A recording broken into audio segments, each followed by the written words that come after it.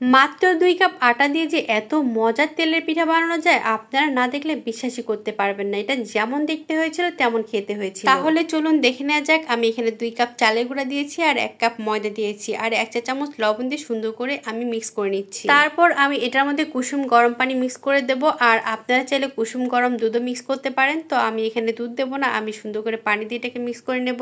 আমি বেশ কয়েকবার অল্প অল্প করে পানি দিয়ে এটাকে মিক্স করে নিচ্ছি। আর এই কাজটা কিন্তু অল্প অল্প করে দিতে হবে, একবারে কিন্তু অনেক বেশি দিলে এটা কিন্তু বেশি হয়ে যেতে পারে, তখন আটার মিশ্রণটা হেরফের হয়ে যাবে, তখন আটা বেশি লাগতে পারে, চিনি বেশি লাগতে পারে। তাই অবশ্যই পানি অল্প অল্প করে দিয়ে এটাকে মিক্স করতে হবে। যেহেতু আমি তখন চিনি দিই নি, তাই এখন আমি চিনির মিশ্রণটাকে মিক্স করে নেব। আর এখানে আমি 1 কাপ চিনি দিয়েছি। আমার স্বাদ অনুযায়ী আপনারা চাইলে চিনি আর একটু বাড়িয়েও দিতে পারেন, তবে 3 কাপ আটার জন্য 1 কাপ চিনি যথেষ্ট। বেশি মিষ্টি আমার কাছে ভালো লাগে না, আপনারা চাইলে আর একটু বাড়িয়ে দিতে পারেন। তো থিকনেসটা কিন্তু এরকম হবে, একদম অনেক বেশি ঘন হবে না, আবার একদম পাতলা হবে না, ঠিক এরকম থিকনেস হবে।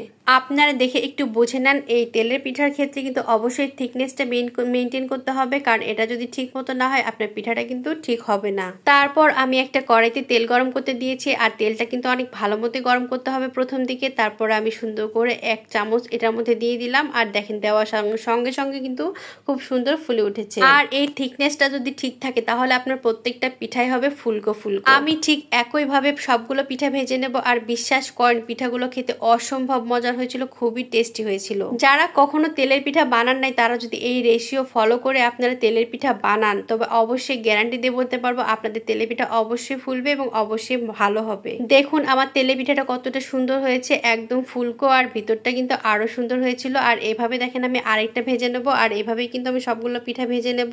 দেওয়ার সঙ্গে সঙ্গে দেখেন ফুলে উঠছে, আর যখনই পিঠাটা দিবেন তখনই পারলে একটা চামচ দিয়ে সুন্দর করে তেলগুলো চারপাশ দিয়ে একটু উপরে উঠাই দিবেন, দেখবেন তাড়াতাড়ি ফুলে উঠবে। আমি মাঝে মাঝে এভাবে তেলের পিঠা বানিয়ে খাই, আমার কাছে তো ভীষণ ভালো লাগে, আর আমার বাসা যারা আছে সবাই খেতে খুবই পছন্দ করে। তো এভাবে দেখেন আমি অনেকগুলো পিঠাই বানিয়ে নিয়েছি, আর পিঠাগুলো কিন্তু সত্যি অনেক সুন্দর হয়েছে। আমি একটু কড়া ভাজি ভালোবাসি, এর জন্য কড়া করে ভেজে নিচ্ছি।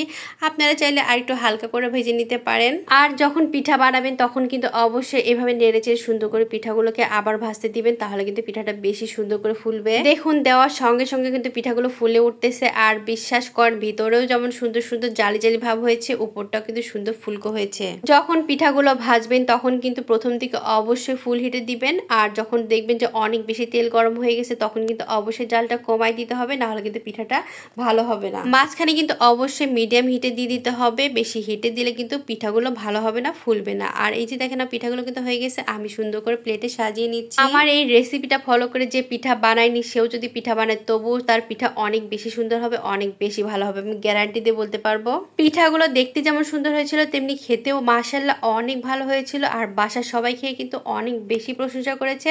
আপনারা কিন্তু এই রেসিপি ফলো করে অবশ্যই পিঠা বানিয়ে আমাকে জানাবেন কেমন হয়েছে। এখন আমি আপনাদেরকে একটা পিঠা ছিঁড়ে দেখাচ্ছি। পিঠাটা দেখেন কোনো অংশে কোনো সাইডে কিন্তু কাঁচা নাই, একদম উপরে নিচে এবং সুন্দরভাবে কুক হয়েছে, আর ভেতরে কিন্তু অনেক বেশি সুন্দর জালি জালি একটা ভাব হয়েছে। আর সত্যি বলতে পিঠাটা সত্যি অসাধারণ হয়েছে, আপনারা খেলে বুঝতে পারতেন। যেহেতু আপনাদেরকে বানিয়ে খাওয়াতে পারতেছি না, তাই অবশ্যই আপনারা বানিয়ে খাবেন। আর পিঠাগুলো কেমন হয়েছিল খেতে অবশ্যই কিন্তু জানাবেন, আর আমার পাশে থাকবেন ইনশাআল্লাহ। আমিও আপনাদের পাশে থাকবো। আর আমার ভিডিওটা কে কোন জেলা থেকে দেখছেন অবশ্যই কমেন্ট করে জানাবেন, যাতে আমি আপনাদেরকে ভালোবাসা দিতে পারি। আল্লাহ হাফেজ।